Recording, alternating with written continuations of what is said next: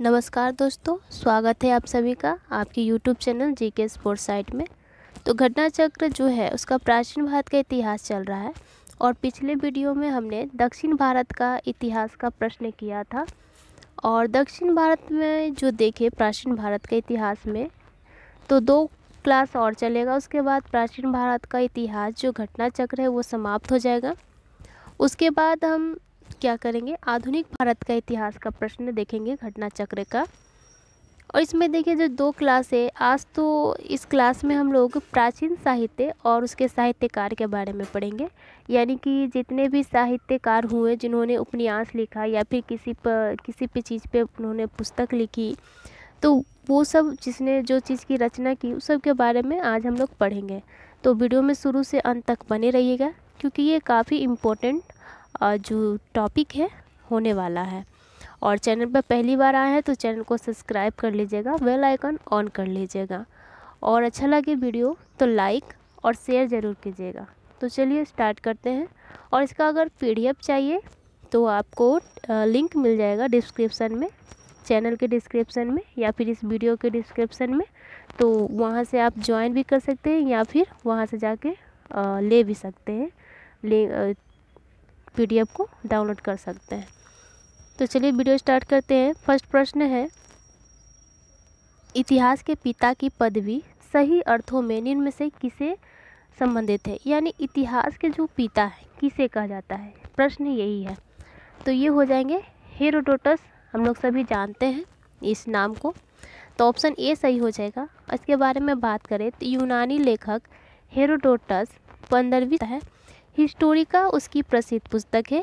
ध्यान में रखेंगे कि हेरोडोटस की पुस्तक क्या है, हिस्टोरिका, जिसमें 5वीं सदी ईस्वी पूर्व के भारत संबंधों का विवरण अनुश्रुतियों के आधार पर मिलता है। तो ये हो गया आपका। और इसमें इस जो प्रश्न है, ये जो टॉपिक है प्राचीन साहित्य का, इसमें हम क्या करेंगे, 70 प्रश्न करेंगे और ये वीडियो समाप्त हो जाएगा। चलिए नेक्स्ट प्रश्न देख लेते हैं। प्रश्न 2 है, सूची 1 और सूची 2 को मिलान करना है। तो हम सभी जानते हैं फर्स्ट है अष्टाध्यायी। तो अष्टाध्यायी जो है वो किसने लिखा है? तो हम सभी जानते हैं पाणिनि ने लिखा है। महाभाष्य के रचयिता पतंजलि। निरुक्त जो है वो हो जाएगा यास्क और वातिक जो है कात्स्या हो जाएगा। तो देखिए A का 4 जो हो जाएगा यहाँ पे ऑप्शन ए सही आंसर हो जाएगा। B का 3 यहाँ भी है, C का 1 और D का 2। तो ऑप्शन ए से ही इसका आंसर हो जाएगा।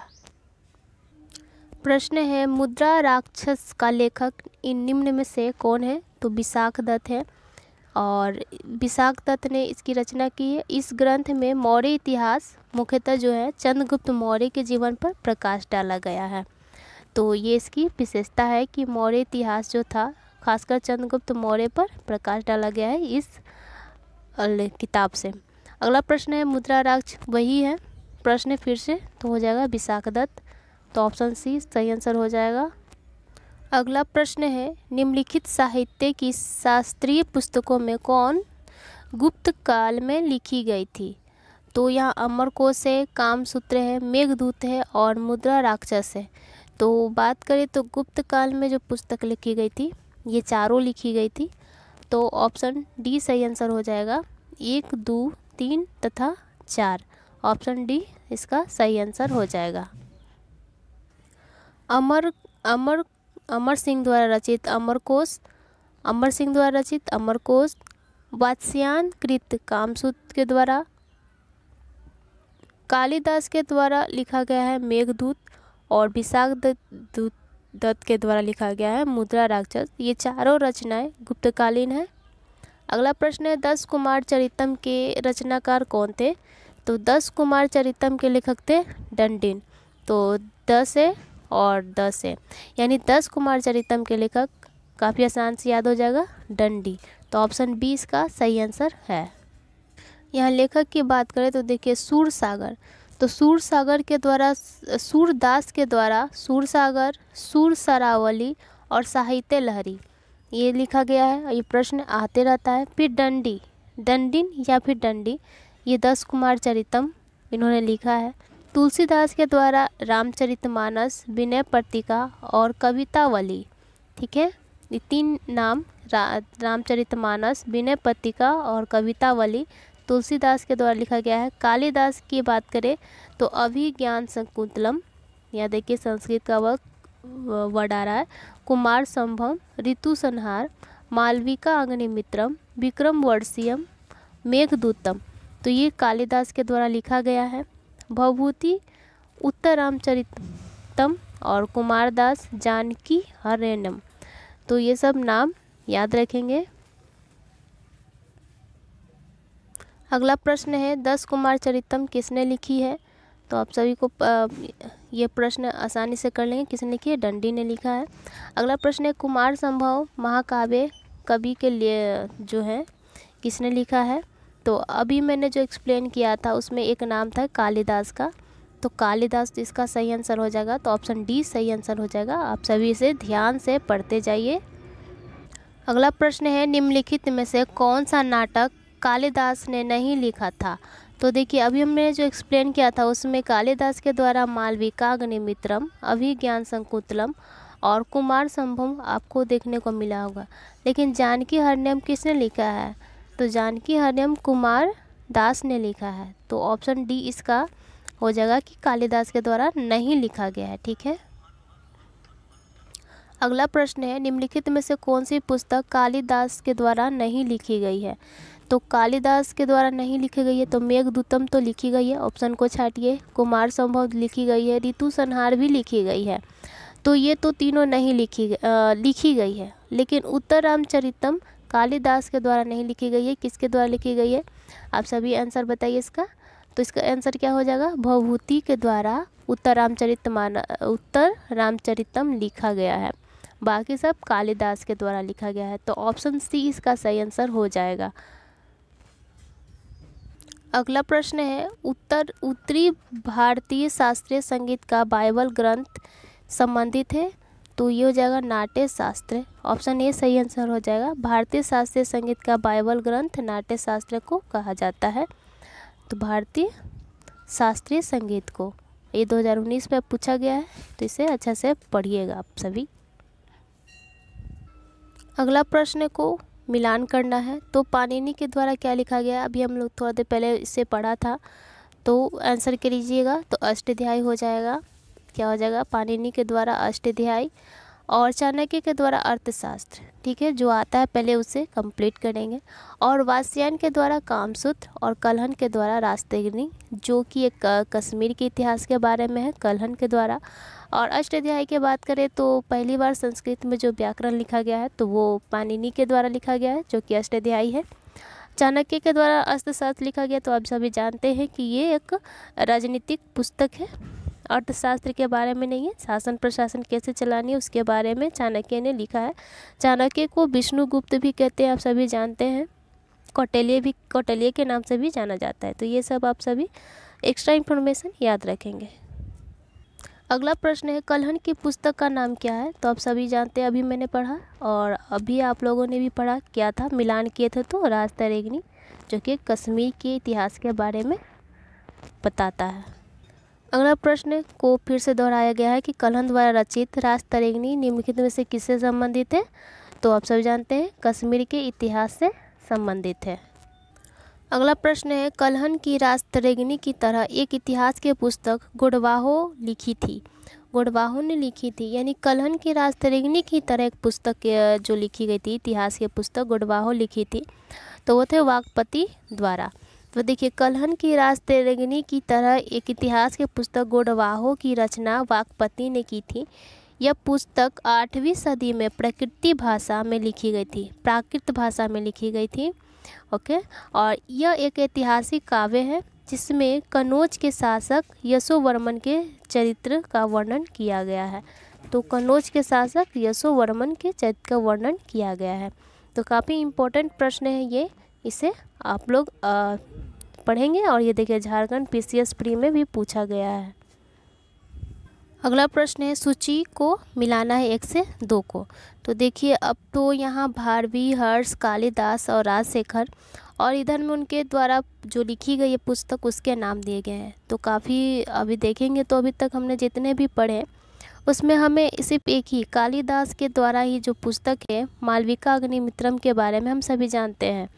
और देखेंगे तो और सब नाम अभी तक हमने पढ़ा नहीं, तो फिर इसे कैसे मिलान करें, तो ऑप्शन को छाटेंगे। ठीक है, तो कालिदास के द्वारा मालविका अग्निमित्रम लिखा गया है, तो ऑप्शन में देखते हैं कि सी का 3 कहाँ है। तो सी का 3 देखते हैं तो हमें ऑप्शन डी में भी मिलता है और ऑप्शन ए में भी मिलता है, यानी कि हमारा ऑप्शन बी और सी को तो देखना ही नहीं है। ठीक है, आगे देखते हैं हर्ष के द्वारा क्या लिखा गया है। तो देखिए हर्ष के द्वारा देखेंगे ना तो नागानंद पुस्तक लिखी गई है, तो बी का 4, तो बी का 4 हमें देखिए ऑप्शन डी में देखने को मिलता है। तो इस तरह हम क्या करेंगे, आंसर कर सकते हैं। तो ऑप्शन डी इसका सही आंसर हो जाएगा, यानी कि भारवी के द्वारा किरातार्जुनीयम लिखा गया है भारवी के द्वारा, और हर्ष के द्वारा नागानंद लिखा गया है, कालिदास के द्वारा मालविका अग्निमित्रम और राजशेखर के द्वारा कपूर मंजरी। तो इस तरह हम क्या करेंगे, आंसर करेंगे। तो इसे ध्यान से देखिए, हो सके इससे आगे प्रश्न फिर बनेगा तो आप सभी आंसर कीजिएगा।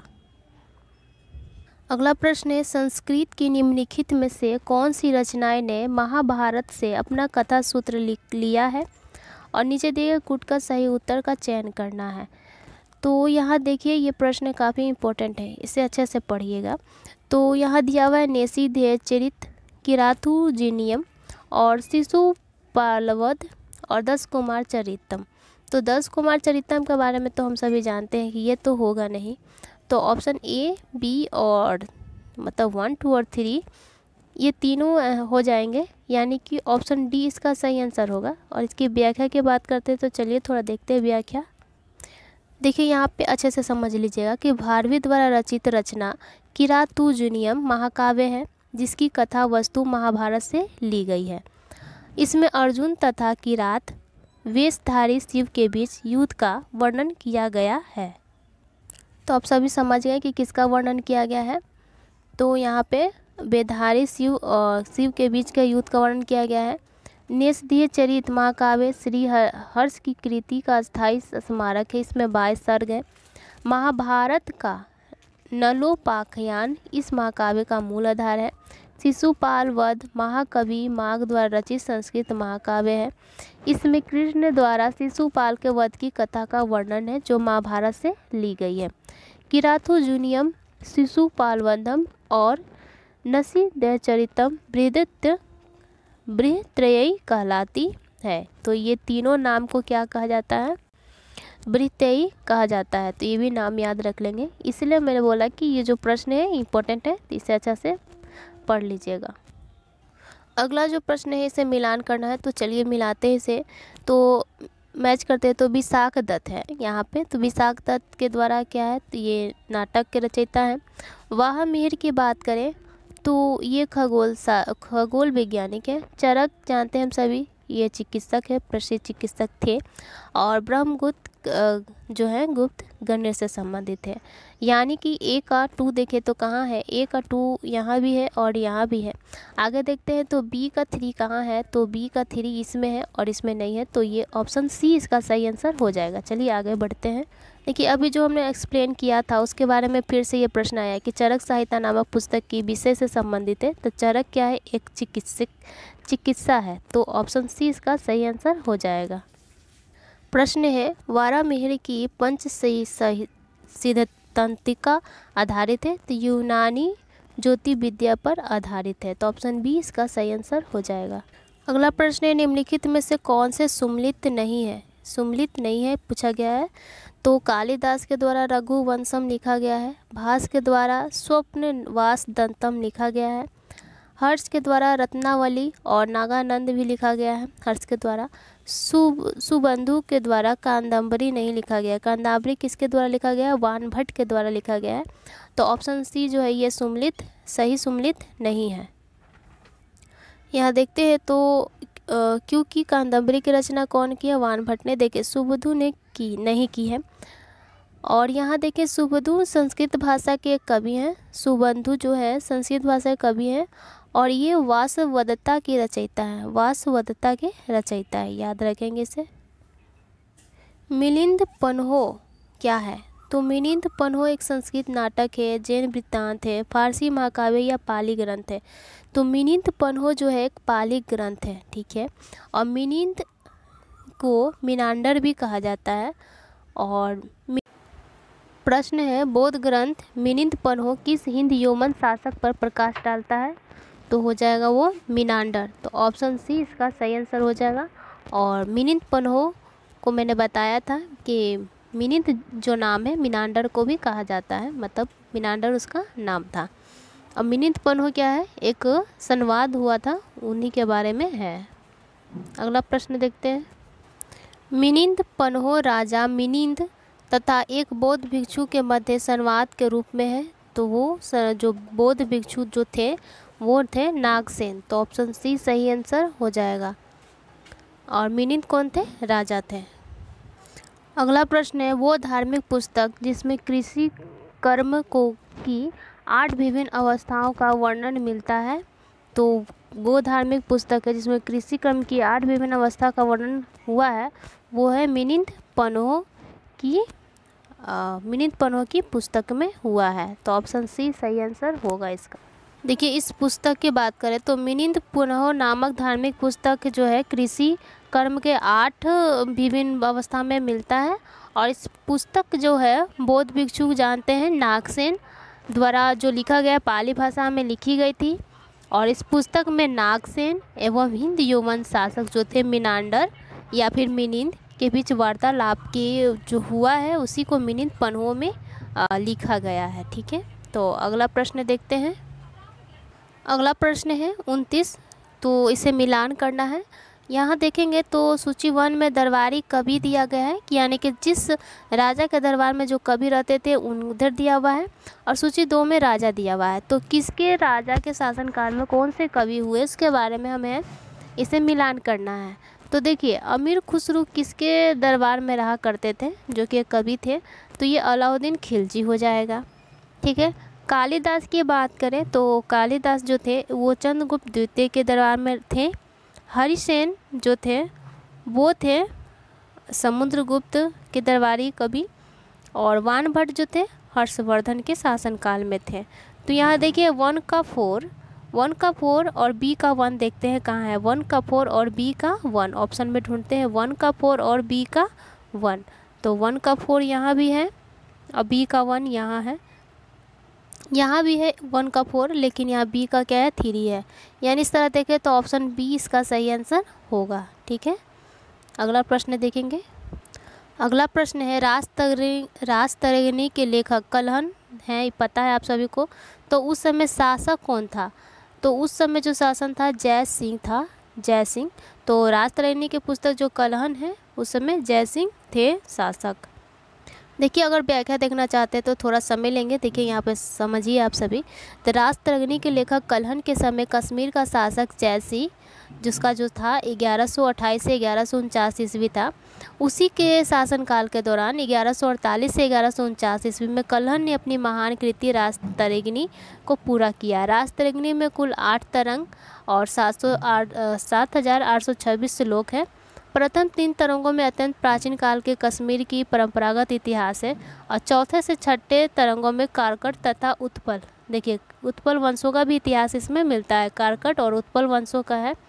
7वें और 8वें तरंगों में देखें तो लोहार वंश का इतिहास हमें अंकित मिलता है। तो काफ़ी अच्छा है, आप इसे देख सकते हैं। अगला प्रश्न है कल्हण की राजतरंगिणी किसने आगे बढ़ाया है? तो कल्हण की राजतरंगिणी जो था पुस्तक उसे और आगे किसने विस्तृत किया, बढ़ाया? तो जोनराज एवं श्रीवर ने उसे आगे बढ़ाया था। देखिए यहाँ पे हम थोड़ा इसे दिखा देते हैं, आप सभी पढ़िए इसको। तो कश्मीर के हिंदू राज्य का इतिहास हमें कल्हण के राजतरंगिणी से ज्ञात होता है। तो आप सभी को पता है, उतने देर से इसे हम देख रहे हैं, प्रश्न को कर रहे हैं। तो इस ग्रंथ की रचना कल्हण ने राजा जयसिंह के शासनकाल में की थी। ये भी थोड़ा पहले प्रश्न मिला था, ठीक है। और कश्मीर के शासक जैनुल अब्बादीन द्वारा संक्षिप्त 2 विद्वान जो थे जोनराज एवं उसके शिष्य श्रीवर ने कलहन की राजधानी को आगे विस्तार किया था। तो ये 2 नाम याद रखिएगा।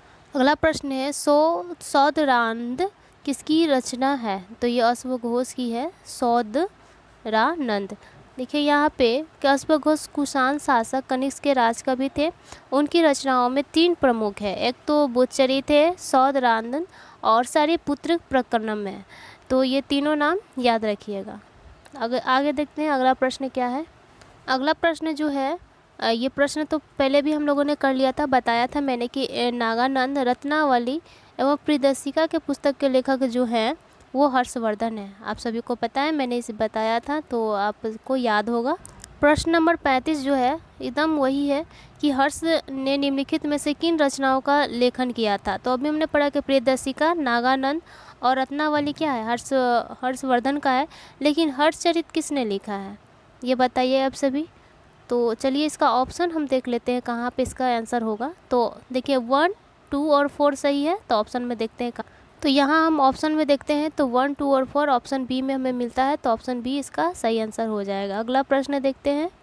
अगला प्रश्न है निम्नलिखित में से किस नाटक की रचना हर्षवर्धन द्वारा की गई थी? तो हमें 3 नाम देखने को मिला था हर्षवर्धन ने जो किया था, प्रियदर्शिका, नागानंद और रत्नावली। तो बताइए 3 नाम में से हमें कौन सा इसमें मैच करता है ऑप्शन में? तो एक प्रियदर्शिका ही देखेंगे तो मैच करता है, तो ऑप्शन डी इसका सही आंसर हो जाएगा। प्राचीन भारत के इतिहास के संदर्भ में भवभूति, हस्तमल्लिल तथा क्षेमेश्वर क्यों प्रसिद्ध है? तो प्राचीन भारत में इतिहास के संदर्भ में देखें तो भवभूति और हस्तमल तथा क्षेमेश्वर जो प्रसिद्ध है नाट्यकार के लिए प्रसिद्ध है, तो ऑप्शन बी इसका सही आंसर हो जाएगा। देखिए ये इसका व्याख्या है, तो वीडियो को पॉज करके आप सभी इसे पढ़ सकते हैं। और वीडियो अगर आप देखना चाहते हैं तो इसे आप क्या कीजिए, डाउनलोड करके अच्छे से इसे आप सभी पढ़ भी सकते हैं। चलिए अगला प्रश्न जो है, और ये प्रश्न काफ़ी इम्पोर्टेंट है। तो देखिए क्या लिखा हुआ है कि प्राचीन भारत के विद्वानों साहित्यकारों के संदर्भ में निम्नलिखित कथनों पर विचार कीजिए। तो दिया हुआ कथन कि पाणिनि पुष्यमित्र शुंग से संबंधित थे, तो क्या ये सही है? तो आप अगर पढ़े होंगे तो इसका सही से कर पाएंगे सर। तो पाणिनि जो थे पुष्यमित्र से संबंधित नहीं थे, यहाँ पे क्या हो जाएगा, पंतजलि। ठीक है, तो ये तो कथन गलत हो गया। अमर सिंह हर्षवर्धन से संबंधित है, तो ये भी क्या हुआ, गलत हो गया। क्यों गलत हो गया? क्योंकि ये नौ रत्न में शामिल थे, और 9 रत्न चंद्रगुप्त जो थे द्वितीय उसमें ये मतलब कि शामिल थे। अगला देखें तो ये भी गलत हो गया, ये भी गलत हो गया। कालिदास चंद्रगुप्त द्वितीय से संबंधित है, तो ये सही है। और ये कालिदास जो थे 9 रत्न में भी शामिल थे, तो केवल 3 यानी ऑप्शन सी सही आंसर हो जाएगा। आई होप कि आप सभी को समझ में आया होगा। देखिए यहाँ पे इसका व्याख्या किया हुआ है, अगर मैं इसे पढ़ती हूँ तो ज़्यादा समय लग जाएगा। ठीक है, तो आप सभी वीडियो को रोक के इसे पढ़िएगा, इसलिए मैंने इसे दिखा दिया आप सभी को, ताकि आपको अच्छे से समझ में आए और फ़र्क कर पाए। अगला प्रश्न है निम्नलिखित में से परमार राजवंश के इतिहास पर प्रकाश डालने वाले स्रोत कौन से हैं? तो पद्मगुप्त का 9 साहसक चरित्र है, मेरुतुंग की प्रबंध चिंतामणि, उदयपुर प्रस्तुति, तो ये तीनों हैं, तो यानी उपयुक्त सभी हो जाएगा। और देखिए यहाँ पे मैं बात करूँ तो ये है, आप इसे पढ़ लीजिएगा, अगर मैं बताऊंगी तो ज़्यादा समय लग जाएगा। ठीक है, तो अगला प्रश्न देख लेते हैं। यहाँ पे क्या है कि निम्नलिखित में से युगों में से कौन सा सुम्मिलित नहीं है, पूछा गया है। अगला प्रश्न है निम्नलिखित युगों में से कौन एक सुम्मिलित नहीं है? तो देखिए कपूर मंजरी है, मालविका अग्निमित्रम है, मुद्रा राक्षस है और सौदरानंद है। ठीक है, तो इसे हम देखते हैं, तो आंसर करते हैं इसे। अगला प्रश्न है निम्नलिखित युगों में से कौन सा एक सुम्मिलित नहीं है, तो जानिएगा हम सभी। तो यहाँ पे क्या है, कपूर मंजरी। तो कपूर मंजरी किससे संबंधित है, हर से संबंधित है क्या? तो नहीं, कपूर मंजरी जो संबंधित है वो राजशेखर से संबंधित है, जो कि गुजर प्रतिहार वंशों के राज दरबारी कवि थे। मालविका अग्निमित्रम के बात करें तो कालिदास, यस ये सही है। मुद्रा राक्षस के बात करें तो विशाख दत्त, ये सही है। और सौदरानंद अश्वघोष के द्वारा, ये भी सही है। तो यानी ए सही नहीं है, तो ऑप्शन ए इसका सही आंसर हो जाना चाहिए।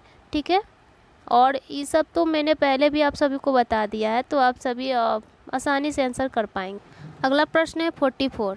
देखिए कैसे प्रश्न किया गया है, संकुतलम लिखा गया है ओनली। यहाँ पे अभिज्ञान संकुतलम होना चाहिए, इससे क्या गुमराह करने के लिए इसे आधा नाम दिया गया है संकुतलम।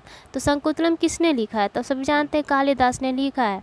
और कालिदास को 7 ग्रंथों का पढ़ने का श्रेय दिया जाता है। पहला तो रघुवंशम, कुमार संभवम, मेघदूतम, ऋतु संहारम, मालविका अग्निमित्रम, विक्रम वर्षीय और अभिज्ञान संकुतलम, यही प्रश्न पूछा गया है।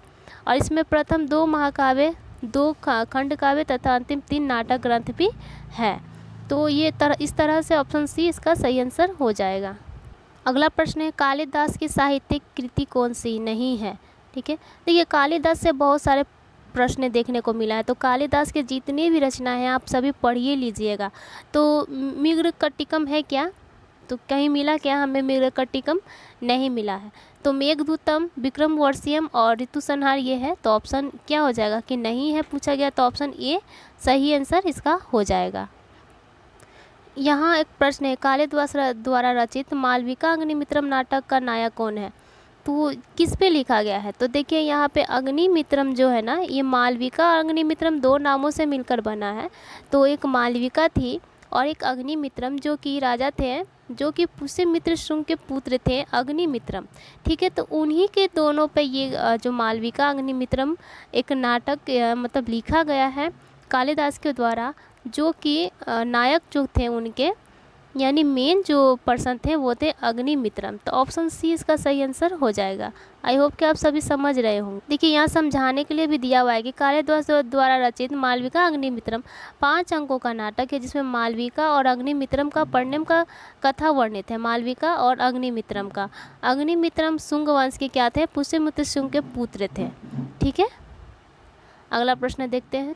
देखिए यहाँ प्रश्न फिर आया है कि प्राचीन भारत में निम्नलिखित पुस्तकों में से किस एक में शुंग राजवंश के संस्थापक पुत्र की प्रेम कहानी है?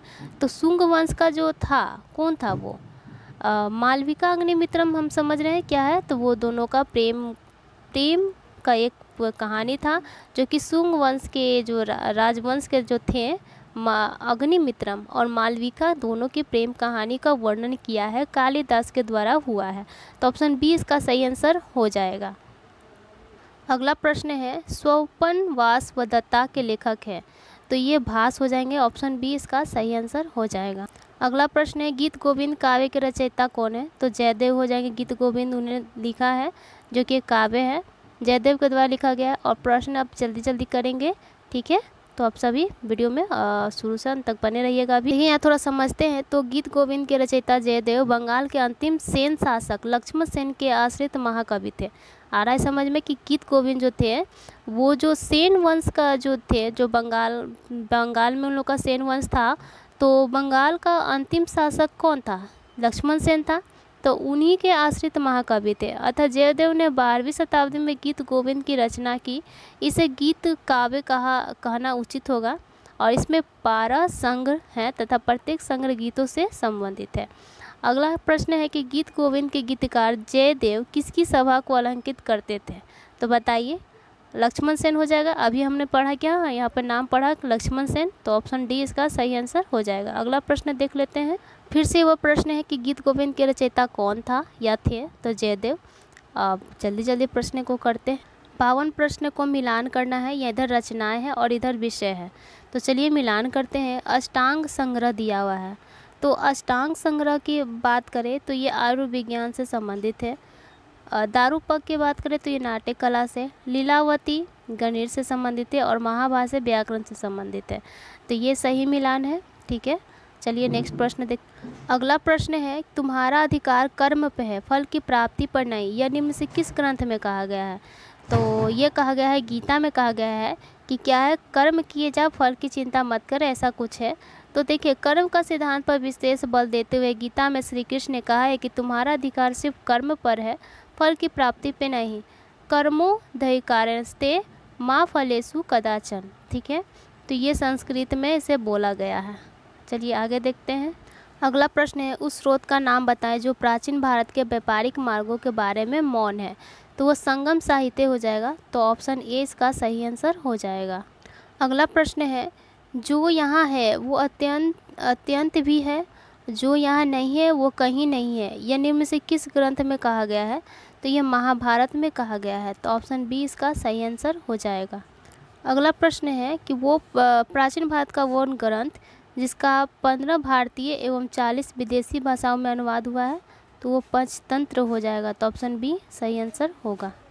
अगला प्रश्न है पंचतंत्र मूल रूप से लिखी गई है, तो वो विष्णु शर्मा के द्वारा लिखी गई है पंचतंत्र। प्रश्न है निम्नलिखित में से कौन बीजगणित के क्षेत्र में अपने योगदान के लिए विशेष रूप से जाना जाता है? तो वो जाएंगे भास्कर या कहें भास्कराचार्य। ठीक है, तो ऑप्शन सी सही आंसर हो जाएगा। यहाँ पे इसका व्याख्या दिया हुआ है, तो इसे आप पढ़ लीजिएगा। अगला प्रश्न है गणित की पुस्तक लीलावती के लेखक है, तो वो हो जाएंगे भास्कराचार्य। अभी हम लोगों ने पढ़ा था। अगला प्रश्न है आर्यभट्ट थे, तो आर्यभट्ट क्या थे? भारतीय गणितज्ञ एवं खगोल शास्त्री थे। तो ऑप्शन बी सही आंसर हो जाएगा। अगला प्रश्न है निम्नलिखित में से किस भारतीय गणितज्ञ ने दशमलव स्थानिक मान की खोज की थी? तो वो हो जाएंगे आर्यभट्ट ने की थी। तो ऑप्शन डी इसका सही आंसर हो जाएगा। अगला प्रश्न है मत विलास प्रहसन के लेखक कौन है? तो वो महेंद्र वर्मन हुए। तो ऑप्शन सी सही आंसर होगा इसका। अगला प्रश्न है महानदी का वैज्ञानिक नाम नीलोपतला बताया गया है, तो वो वायु पुराण में बताया गया है। तो ऑप्शन डी सही आंसर होगा।